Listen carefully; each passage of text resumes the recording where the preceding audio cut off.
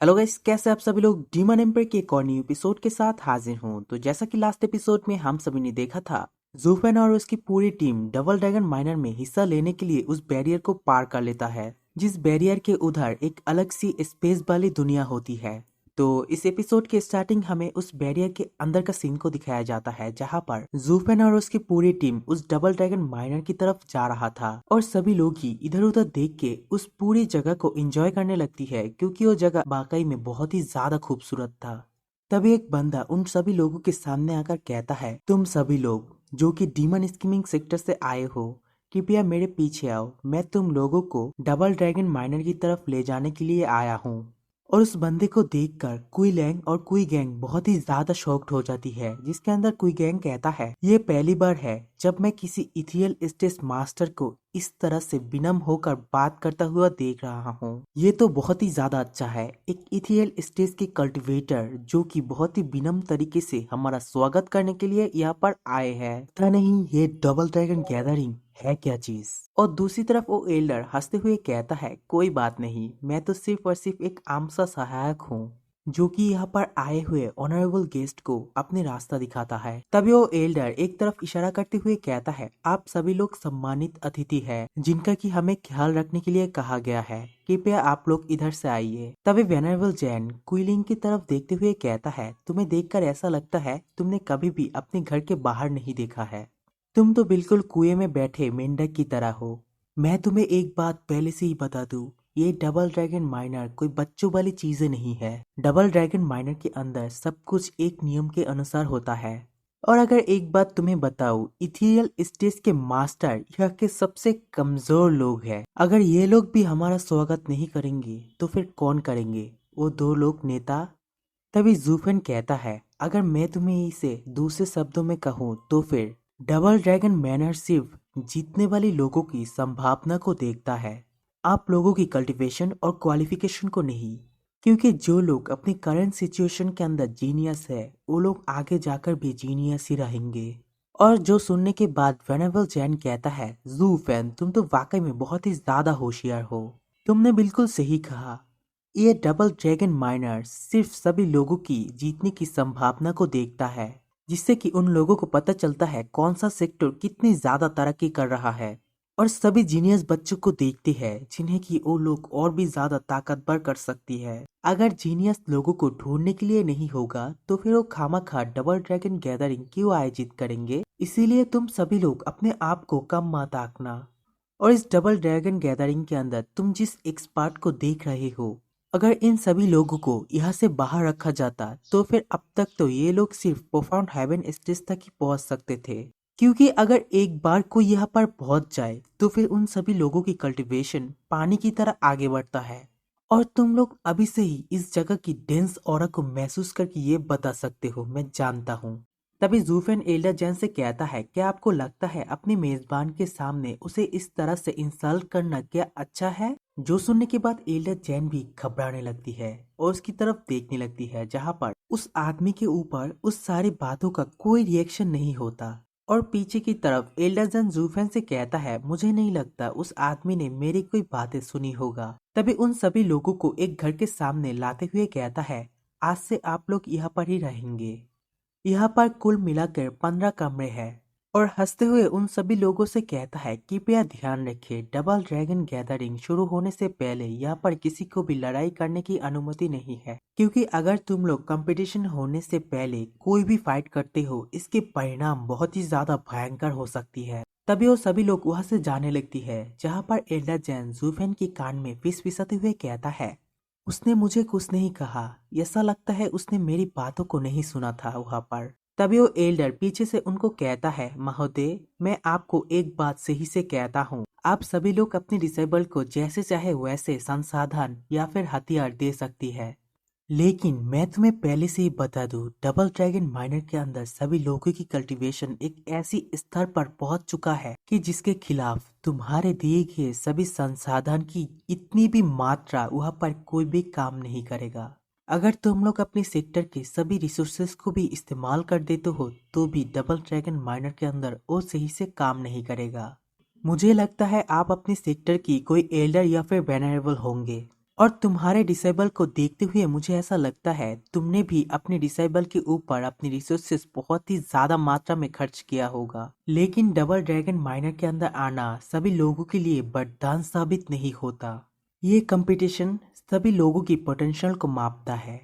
यहाँ पर सभी लोग ही अपनी पूरी पोटेंशियल को बाहर निकलने के लिए आता है और हद से ज्यादा रिसोर्सेज दे देना ये आपको थोड़ा और मोटा ही करेंगे। इसके अलावा वहाँ पर कोई भी मदद नहीं होगा, बिल्कुल आप ही की तरह। और ये बात सुनने के बाद वेनेबल जैन गुस्सा करने लगती है क्योंकि उसे मोटा कहा, और दूसरी तरफ बाकी के दो वेनेबल उसकी बातों पर हंसने लगती है।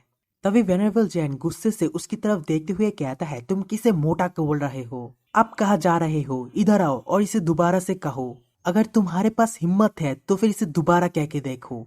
और दूसरी तरफ जूफेन सभी लोगों से कहता है, जाओ जाकर तुम लोग अपने अपने कमरा को देख लो, मैं तुम लोगों को ठीक कर दूंगा ताकि तुम लोग कुछ दिन में होने वाली डबल ड्रैगन गैदरिंग के लिए तैयार हो पाओ। तभी जूफेन उन सभी लोगों को ठीक कर देती है, जिसके बाद वो सभी लोग ही खुशी से नाचने लगती है और सभी लोग कहता है, वाह आखिरकार हम लोग डिटॉक्सिफाई हो गए। और वो सभी लोग ही खुशी से झूमते हुए कहता है, अंततः हम लोग फ्रीली मूव कर सकते हैं, हम बच चुके हैं। तभी उन लोगों को शोर करता हुआ देख के एक बंदा आके आकर उन लोगों से कहता है, आखिर कौन यहाँ पर चिल्ला रहा है? तुम सभी लोगों ने मेरी मास्टर का हाइकिंग मूड खराब कर दिया। तभी वहाँ पर डीमन वुल्फ सेक्टर से कुछ लोगों को आता हुआ दिखाया जाता है, जहाँ पर एक बंदा जूफेन और उसके साथी को देखते हुए कहता है, तुम लोग तो शायद से डीमन स्कीमिंग सेक्टर से आए हो, है ना?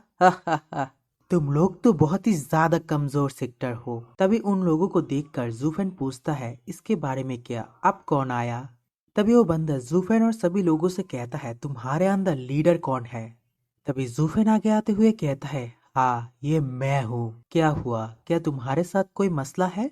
और जूफेन को देखकर ही वो लोग जोर जोर से हंसते हुए कहता है, इनके लीडर ही तो सिर्फ एक रेडियन स्टेज की थर्ड लेयर की कल्टीवेटर है और शायद से इसके जैसा ही बाकी लोग भी अपंग है। क्या डीमन स्कीमिंग सेक्टर में प्रतिभा की इतनी ज्यादा कमी आ चुका है कि तुम्हारे जैसे एक जोकर को यहाँ पर भेज दिया?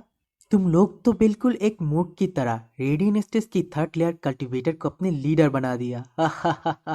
और दूसरी तरफ जूफेन अपने मन के अंदर सोचता है, ये दोनों बेवकूफ कहाँ से आए हैं? तभी वो एल्डर उस बंदे से कहता है, मुझे तो इसके बारे में पहले से ही पता था, हमें सिर्फ मिस्टिकल हेवन सेक्टर को हराने की तरफ ही ध्यान देना चाहिए और इन जैसे चीटियों को तो हम ऐसे ही मसल देंगे।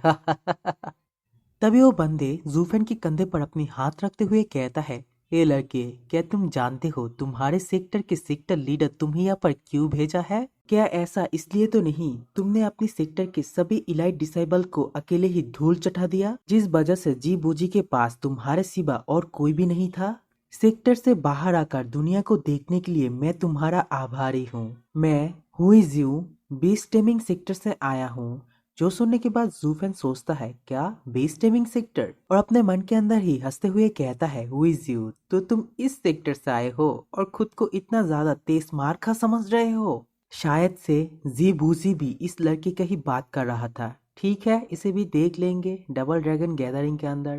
तभी हुई जीव जूफेन के कंधे पर शाबाशी देते हुए कहता है, अगर तुम सिर्फ घूरने में ही अच्छे हो, फिर भी अगर तुम अपना जीवन को बचाना चाहते हो तो फिर अभी ही घर वापस चले जाओ। तभी जूफेन कहता है, हाँ मैं जानता हूँ आप लोग डीमन स्कीमिंग सेक्टर में आए थे ताकि हम लोग डबल ड्रैगन गैदरिंग में हिस्सा ना ले पाए, लेकिन फिर आप लोग हमें देखकर हमारे ऊपर तरस खाए और हमें छोड़ दिया। इसीलिए मैं आप लोगों को धन्यवाद देता हूँ। आप लोगों की वजह से हम लोग डबल ड्रैगन मैनर्स के अंदर हिस्सा ले पाए हैं। जो सुनने के बाद हुईजून कहता है, मुझे तुम लोगों की धन्यवाद की जरूरत नहीं है, लेकिन मैं तुम लोगों को एक बात का सलाह देता हूँ, तुम लोग शीर्ष पर जाने की कोशिश मत करना और अगर गलती से भी हमारे सामने आ जाती हो तो फिर हार मान लेना या फिर वहां से तुरंत ही भाग जाना और एक पल के लिए भी मत सोचना तुम लोग मुझे हरा सकते हो, क्योंकि मैं सिर्फ एक पल में ही तुम सभी अपंग के ऊपर काबू कर सकता हूँ। तुम्हारा ब्रदर एक बहुत अच्छा इंसान है, इसीलिए अब तुम लोगों को जाने दिया,